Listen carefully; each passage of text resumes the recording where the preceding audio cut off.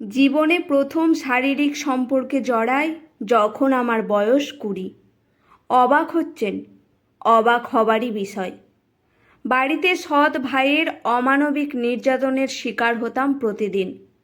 অনেকটা জেদের বশত বাবাকে রাজি করিয়ে ঢাকাতে ভর্তি হলাম। থাকতাম ধানমান্ডির শুক্রাবাদ এলাকায়। অনেক ক্ষেত ছিলাম ওই সময়। স্মার্টনেস বুঝতাম না। মফস্বলের সাদামাটা মেয়ে ছিলাম। বান্ধবীদের সাথে ক্লাসের বিরতিতে কাছের এক শপিং মলে গেলাম। আমার বান্ধবী তানিয়াকে দেখলাম একটা ছেলের সাথে কথা বলতে। কিছুক্ষণ পর ছেলেটিকে এনে পরিচয় করিয়ে দিল, বলল ওর বন্ধু। ছেলেটি বারবার আমার দিকে তাকাচ্ছিল। আমি ইগনোর করছিলাম। কয়েকদিন পরে আবিষ্কার করি ছেলেটি আমার বাসার পাশেই থাকে। শুরু হলো তার আমার পিছনে লাগা।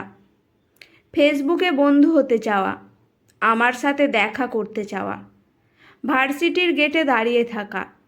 মেয়ে মানুষ নানা করতে করতেই কখন যে প্রেমে পড়ে গেলাম।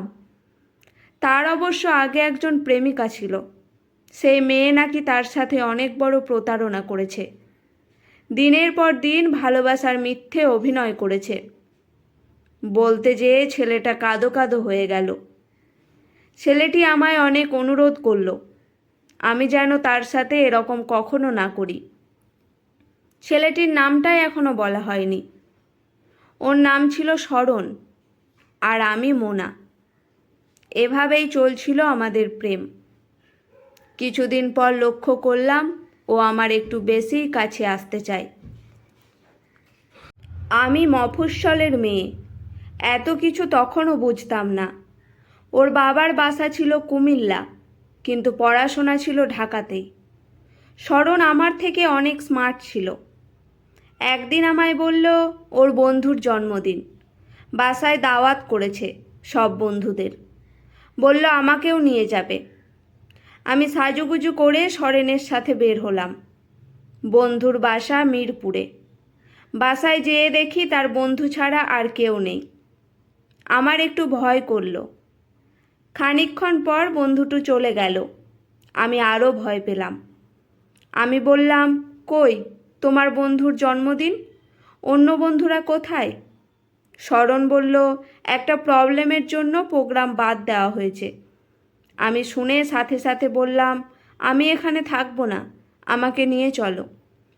শরণ শুনলে আমাকে এক হোঁচকা টান দিয়ে বিছানায় ফেলে দিল। অনেকক্ষণ ধস্তাধস্তি হলো। আমি চিৎকার করছিলাম। একসময় শরণ আমাকে ছেড়ে দিল। বলল, তুমি এত খ্যাত কেন? ঢাকাতে কম বেশি সব বব গয়রাই ফিজিক্যাল করে। আমার সব বন্ধুরাও তার গবদের নিয়ে সাথে করে, আর তুমি সত্যি একটা খেত। আমি খুব কান্না করছিলাম। সেই যাত্রায় বেঁচে যাই। এরপর থেকে শরণ আমাকে ইগনোর করে, কথা বলে না। আমিও একটু এড়িয়ে চলি। একদিন ওর এক বন্ধু মারফত জানতে পারি শরণ ঠিকমতো ক্লাসে যাচ্ছে না, খাওয়া দাওয়া করছে না, সব সময় মনমরা হয়ে থাকে।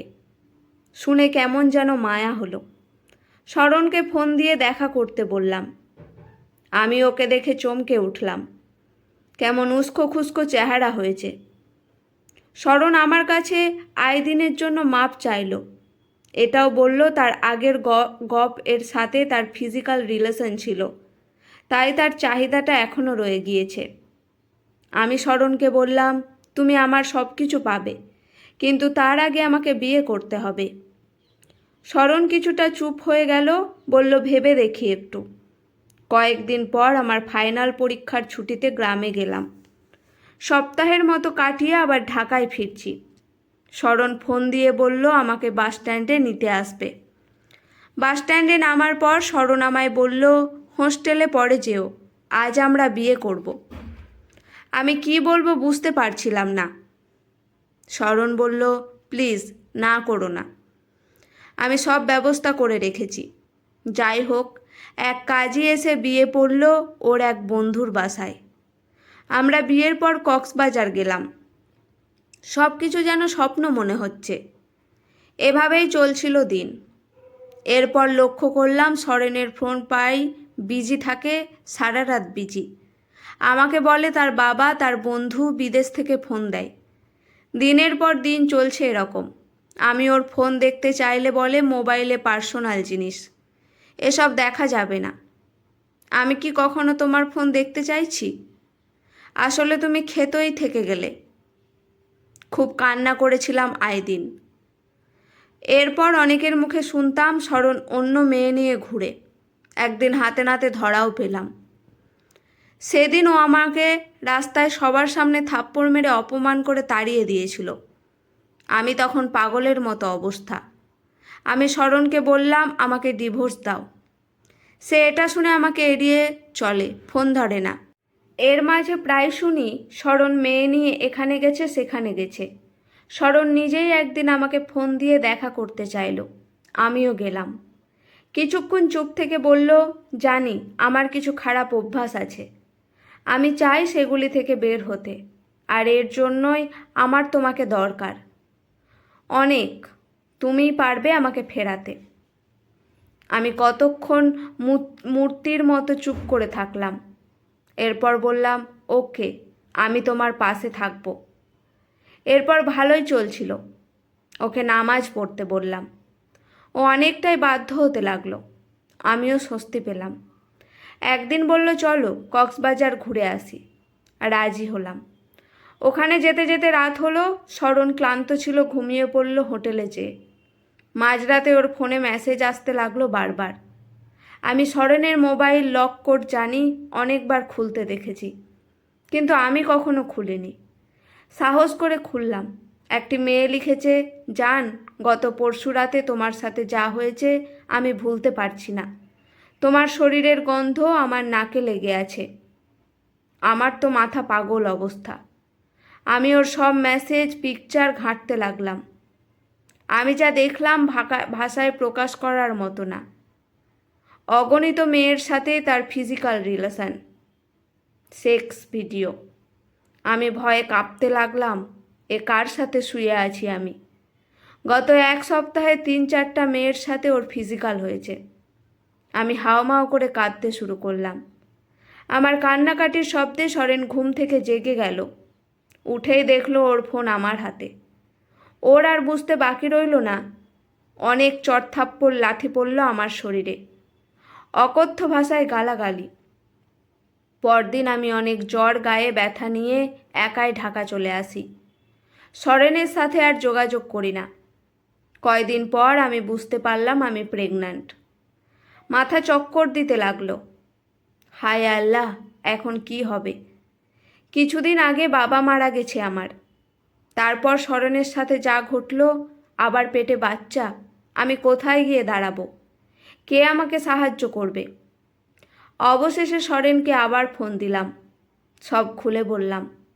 সরণ আমাকে একজন ডক্টরের কাছে নিয়ে গেল। উনি পরীক্ষা নিরীক্ষা করে বললেন আমি সত্যিই প্রেগন্যান্ট। সরেনকে বললাম আমাদের বিয়ের কথা তার বাসায় জানাতে। সরেন বলল, কিসের বিয়ে? তোমার সাথে আমার কোনো বিয়ে হয়নি, সব কিছু ছিল সাজানো। আমার মাথায় আকাশ ভেঙে পড়ল। তাহলে এতদিন যা ছিল সব মিথ্যে? আমার পেটের সন্তানটার কি হবে?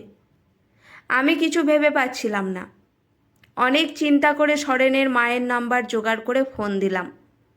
যেখানে ফোন দিয়ে যা শুনলাম তা শুনে আমি আর আমার অস্তিত্ব খুঁজে পাচ্ছিলাম না। সরেনের অনেক দিন আগেই তার মামাতো বোনের সাথে বিয়ে হয়েছে, তাদের সন্তানও আছে। আমি যেন পুরো পাগল হয়ে গেলাম। মাকে অনেক দিন পর ফোন দিলাম। আমার মা খুব সহজ সরল মানুষ। মা আমাকে বলল, সৎ ভাই মাকে খুব জ্বালায়, মারধর করে। বাবা মারা যাওয়ার পর অত্যাচার আরও বেড়ে গেছে। মা অনেক কাঁদল। বলল, তোর কয়দিন পর ফাইনাল পরীক্ষা, তুই জলদি পাস দিয়া একটা চাকরি নিয়ে আমারে এখান থেকে নিয়ে যা, নইলে দেখবি তোর মা মইরা গেছে। ফোনটা রাখলাম। কতটা কান্না করেছি আর পেটের বাচ্চাটাকে হাত বুলিয়ে আদর করেছি হিসাব নেই। এরপর অ্যাবর্শন করালাম। থানা পুলিশ করে কাজ হলো না কিছুই। পুলিশ শুধু টাকা বুঝে। আমাকে কে দেবে এত টাকা? কোনো মতো পরীক্ষা দিলাম। এরপর মানসিক সমস্যা দেখা দিল। বাচ্চাটার জন্য হাউমাউ করে কাঁদতাম। এভাবে 6 মাস কেটে গেল। শরণ এখন অনেক বড় ব্যবসায়ী, তার শ্বশুরের টাকায়। ফ্ল্যাট, গাড়ি সব আছে তার। আমি শুধু জ্যান্ত লাশের মতো জীবন কাটতে থাকি। এই সময় অনেক পুরনো এক বন্ধুর সাথে রাস্তায় দেখা। আমাকে দেখে বেশ বুঝতে পারছিল আমি ভালো নেই। স্কুল জীবনে এই ছেলেটি আমাকে অনেক পছন্দ করত, কিন্তু কখনো মুখে বলেনি। আমি বুঝতাম। আমি ওকে আমার জীবনে ঘটে যাওয়া সব কিছু জানালাম।